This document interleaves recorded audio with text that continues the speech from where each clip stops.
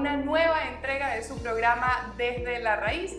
Hoy vamos a hablar de sistemas productivos que tienen como protagonista el agua. De esto vamos a conversar con mis dos invitados, Ali Olivero, él es director fundador de Verde en Concreto y también de Urban Farms, y el señor Israel Marcano, miembro desarrollador y fundador del proyecto Santa Hydroponic. Vamos a hablar de acuaponía, este sistema de producción del que cada vez escuchamos más por allí en redes sociales, que contempla además dos modelos específicamente que incluyen la hidroponía justamente y la acuicultura. Gracias por acompañarnos en nuestro programa y por supuesto la bienvenida a ustedes. Gracias por estar acá. Gracias a ustedes por la invitación. Empezamos hablando por lo que es la acuaponía. Sí, bueno. Además un término que para muchos puede resultar innovador, sí, pero que mucha gente ya está trabajando hace bastante rato en él. ¿De qué se trata este sistema productivo? Bueno, hablando de temas de historia, la acuaponía no es que fue un sistema que funciona desde hace poco. Como una actividad humana se viene practicando desde hace muchísimo tiempo. Podemos hablar de que los jardines colgantes de Babilonia fueron sistemas acuapónicos. Los aztecas y los mayas, ellos practicaban la acuaponía en Xochimilco, en el lago ese que está en Ciudad de México. Y todavía hoy en día se practica la acuaponía allí. Pero como ciencia realmente tiene escasos 50, 60 años, podemos decir, como una ciencia. ¿Okay? Entonces, es un sistema doble propósito donde tenemos dos técnicas agrícolas que son la acuicultura o piscicultura en este caso, ¿verdad? Y tenemos también la hidroponía. La hidroponía en todas sus variedades habidas y por haber y sus combinaciones. Una dedicada a la cría de animales en el agua y otra dedicada al desarrollo más bien de plantas también en agua. Hablemos justamente, y me quiero detener allí, porque el señor Israel está dedicado básicamente a la hidroponía. Correcto. Y cómo la está desarrollando en este momento. Saber también cómo es la factibilidad y cómo se están aplicando estos modelos productivos actualmente en esta parte del mundo. Perfecto, bueno, la hidroponía principalmente es una de las tantas ramas de la hidrología, ¿verdad? Y allí encontramos los cultivos que se desarrollan netamente en el agua y las plantas crecen desde la raíz absorbiendo todos los nutrientes directamente que se aplican concentrados en el agua, los nutrientes vitales para toda especie vegetal que conocemos en métodos tradicionales, que es el nitrógeno, fósforo, potasio, que son los que más consumen, se conocen como macronutrientes, y los micronutrientes, que son los que consumen de una menor manera, pero son de igual de importantes. Todo ello se suministra en el agua y las plantas van absorbiendo estos nutrientes en su etapa de crecimiento, ya sea de lo más pequeño hasta lo más grande.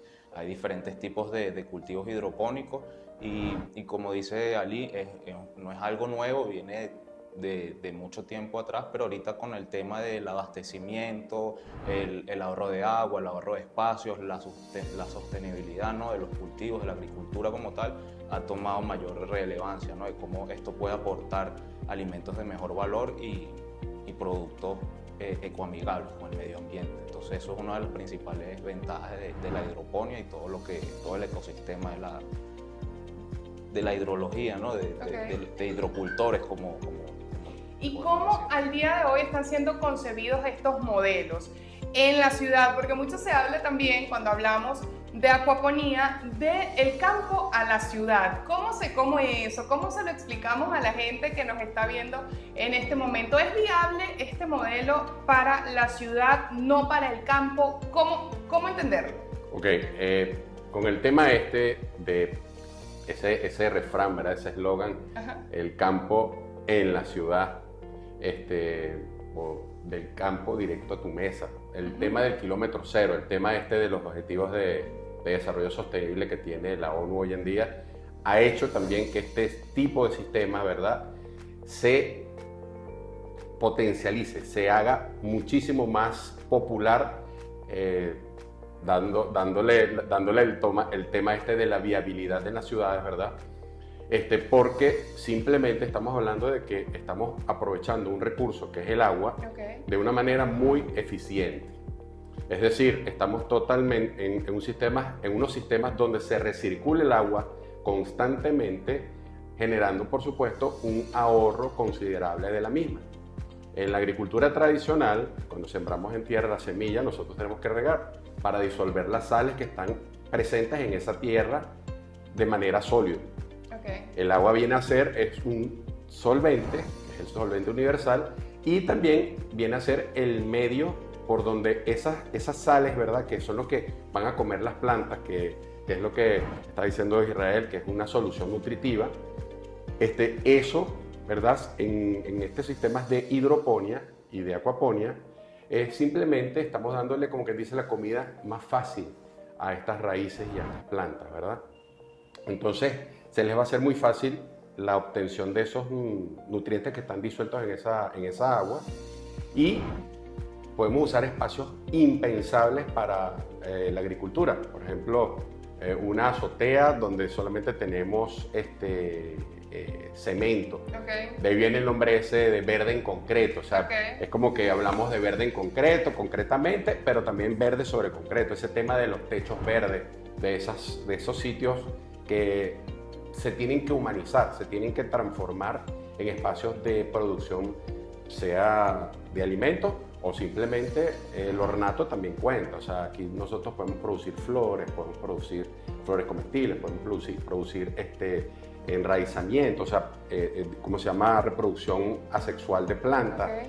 De todo se maneja en este mundo, por lo tanto, podemos trabajar en escalas pequeñas, que serían las familiares, ¿verdad? Uh-huh. Hasta escala comercial.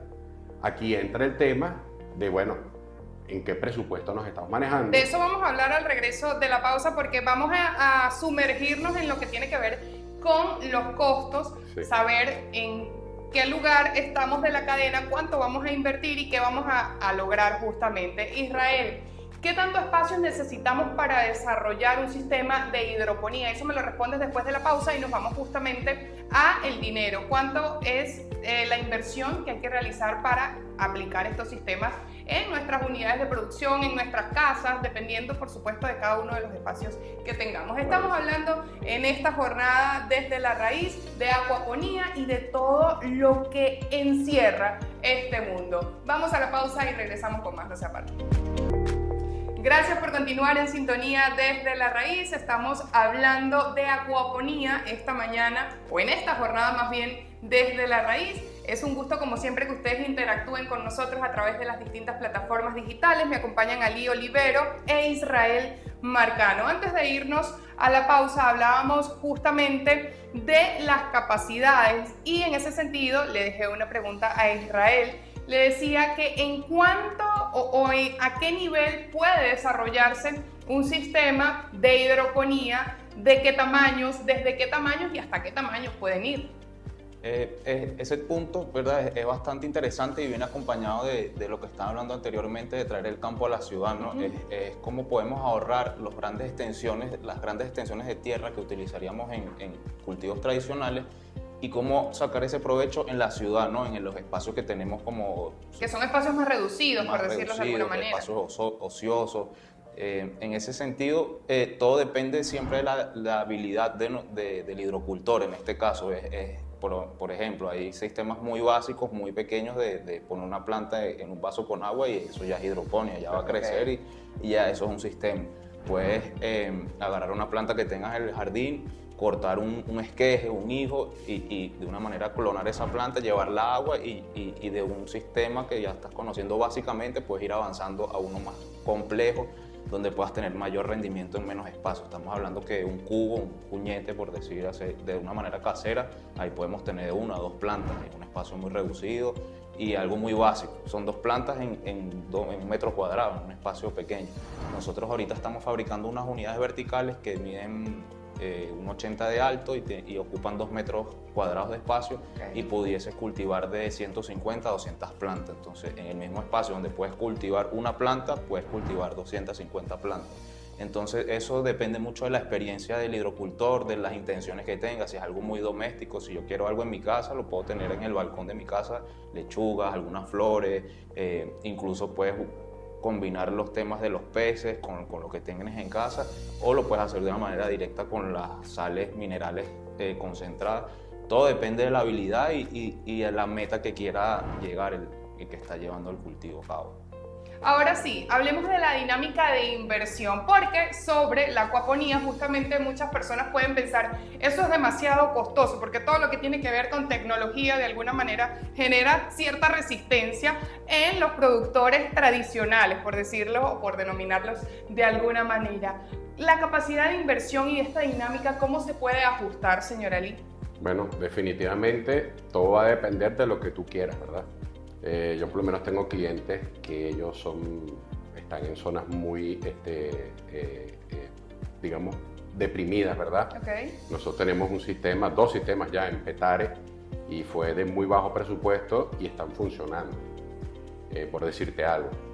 Y eso es a nivel a nivel de educación y a nivel de producción en una casa de estas de alimentación. Con respecto a otros sistemas donde hay una inversión mayor, puede estar en la casa de un privado donde, bueno, mire, yo quiero una casa de cultivo bien bonita, con techos de acrílico y todo bien ornamental, donde todos los tanques estén forrados en madera, o sea, que quede la cosa bien bonita. Y adicional, quiero que todo sea automático. Bueno, ahí empiezas a sumarle unas y otras cositas, ¿verdad? Y bueno, puede ser una inversión que es al gusto del consumidor. Pero si estamos hablando ya entonces a nivel de proyecciones o proyectos comerciales, ahí sí la inversión siempre va a ser, yo diría, unas 15, 20, hasta 30 veces más que la de la agricultura tradicional. Pero, como dijo Israel, estamos hablando de espacios pequeños con alta productividad. Es decir, hiperproducción. Estamos hablando aquí ya de otro concepto donde estamos trabajando el tema, bueno, estamos en el campo, nosotros tenemos grandes extensiones y podemos utilizar eso de una manera más económica, digamos, ¿no? Okay. Que es más económico, porque la inversión todos los años en el campo hay que volverla a hacer. Claro. Cuando tú te planteas estas inversiones de este tipo de granjas productivas, estamos hablando de que la inversión inicial puede ser fuerte, pero los años subsiguientes esa inversión no es la misma siempre. Estamos hablando de que ya tú empiezas a comprar los insumos, o sea, semilla, lo que requieras, en este caso en la hidroponía, porque vamos a estar claros, está la hidroponía inorgánica, está la hidroponía orgánica y está la combinación de ambas. Ahora bien, ese punto es interesante lo que está diciendo Ali, a lo mejor se puede ver al principio como un supercosto, okay, pero a través del tiempo, con la superproducción que tienes, el control que tienes del cultivo, ese costo se diluye de una manera increíble. Entonces, y ahora que están hablando justamente de superproducción, vamos a irnos a los números. ¿Qué elementos determinan o cuáles elementos determinan la rentabilidad de estos sistemas y de estos cultivos? ¿Cuánto se va a producir? ¿Cuánto va a ser rentable para las personas para que de alguna manera regrese ese capital que invirtieron y generen ganancias? ¿Qué elementos determinan la rentabilidad de este tipo de cultivos? Cuando uno habla de este tema de producciones hiperintensivas o gran producción en poco espacio, suena fabuloso, ¿verdad? Pero realmente, para que esto sea fabuloso y se dé como se tiene que dar, de verdad se requiere, sin la menor duda, de conocimiento. Okay. Esa es la primera fase, el primer paso que tú tienes que tomar para tú lograr el éxito es educarte y buscar la mayor cantidad de información antes de lanzarte en esta aventura.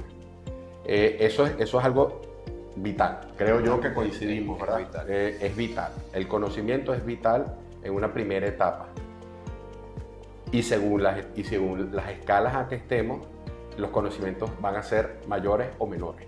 ¿Y cómo la gente se está preparando en ese sentido? ¿Cómo están cultivando la información y el conocimiento en torno a estos temas? Bueno, como Ali, comparto con Ali que es un reto que nosotros como empresa empezamos con la intención porque empezamos a estudiar y vimos la oportunidad de todo esto, pero cuando salimos con este producto hay mucho desconocimiento, ¿no? Entonces nos encontramos con el reto de educar, hay que saber educar a la audiencia, al cliente, a la comunidad, y hay que hacer eso precisamente, hay que hacer una comunidad que entienda todo lo que hay detrás de la producción hidropónica. No es nada más que tienes la lechuga verde bonita hidropónica, sino todo lo que hay detrás, todo lo que ahorras, todo el impacto positivo que estás teniendo en los cultivos. El control de plagas. El control de la plaga en general es buenísimo, porque a lo mejor en tierra puedes durar, cada vez que cosechas tienes que hacer un proceso de arar y todo ese tipo de cosas. Aquí en hidroponía nada más cosechamos, limpiamos los sistemas y otra vez seguimos 5 años continuos sin erosión de suelo y todo ese tema.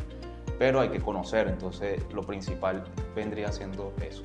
Eso es importantísimo, el impacto ambiental. Okay. Hoy en día la población mundial sigue creciendo y va a seguir creciendo hasta que Dios lo permita.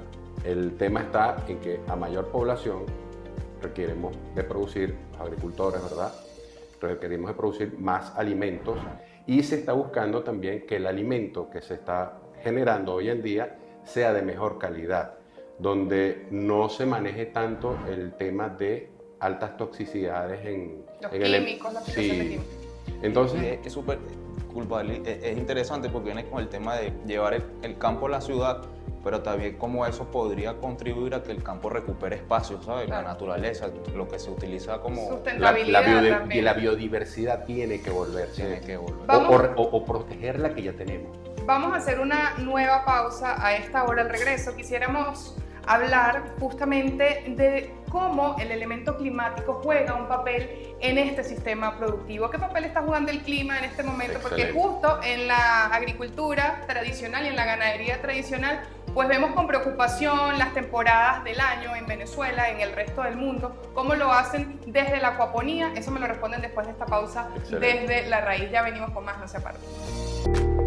Tercera y última parte de nuestro programa Desde la Raíz. Estamos hablando de acuaponía, y justamente antes de irnos a la pausa les preguntaba a mis invitados el papel que juega el elemento climático en el desarrollo de estos sistemas productivos.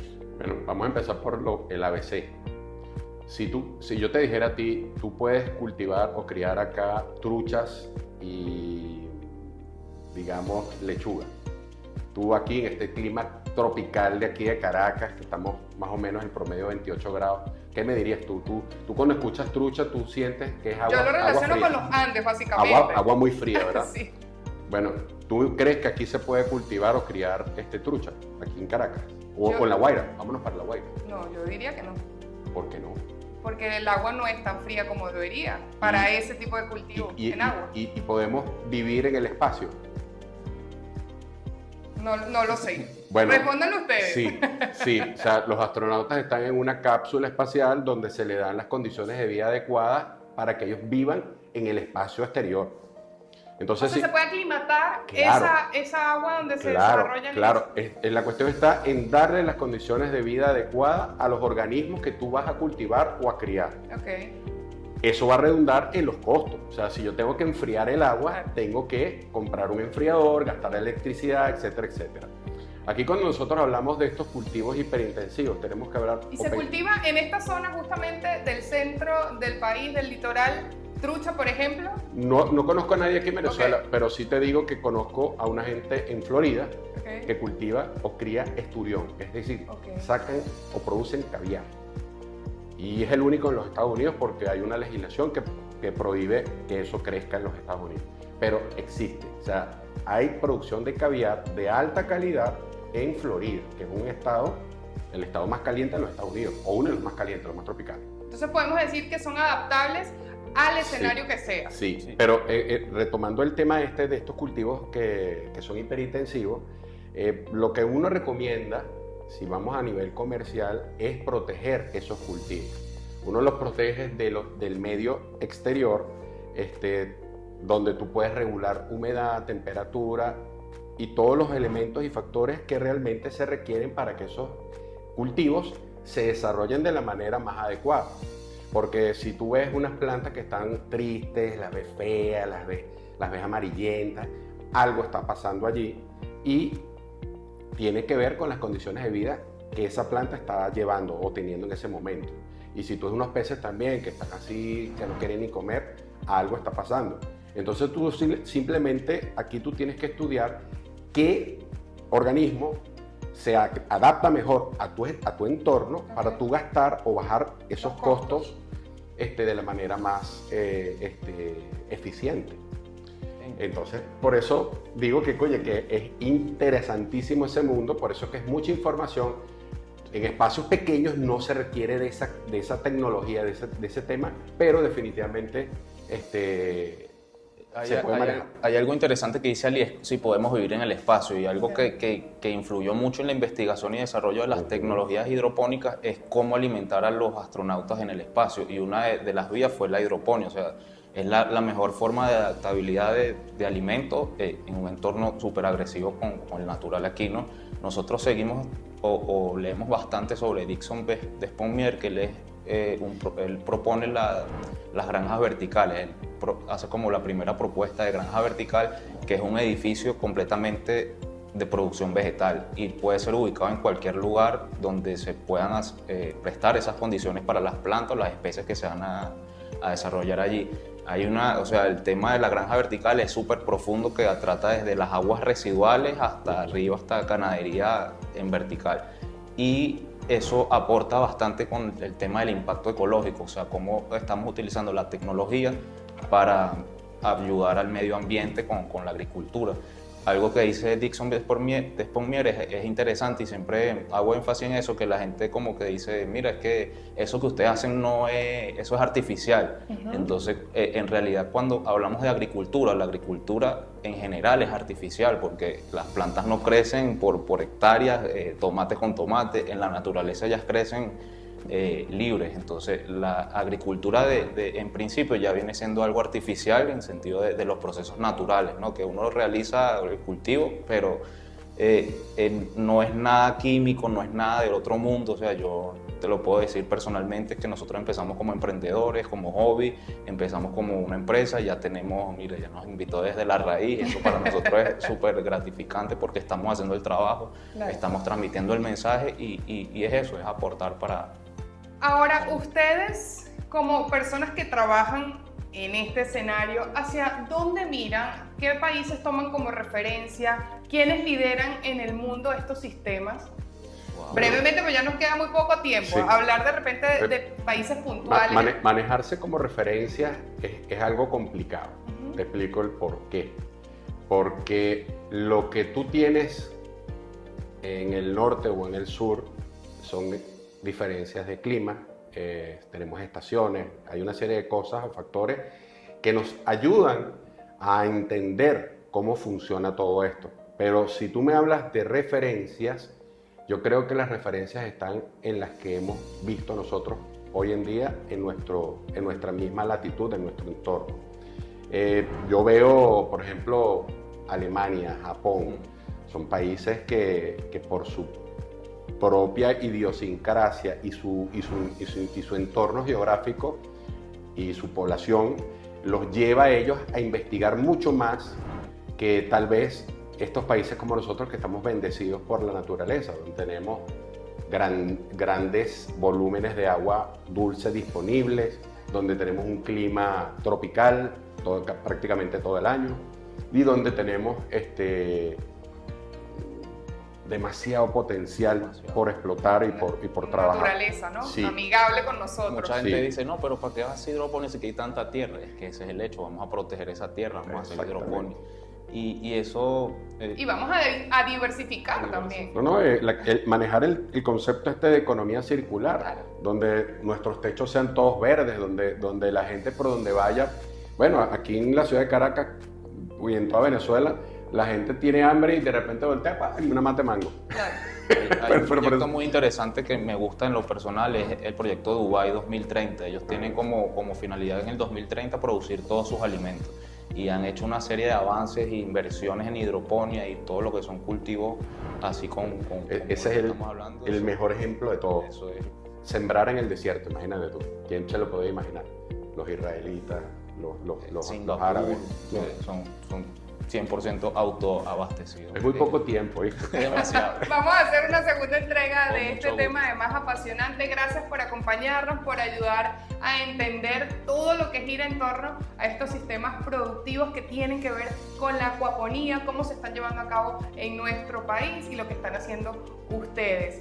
Gracias a Ali Olivero, director fundador de Verde en Concreto y de Urban Farms, y al señor Israel Marcano, miembro desarrollador y fundador del proyecto Santa Hidropónica. A ustedes, como siempre, gracias por estar en sus hogares, por atender el llamado desde la raíz. Será hasta una próxima oportunidad. Yo soy Francis Torrealba Naranjo y ustedes quedan con más de la programación de Agrotendencias.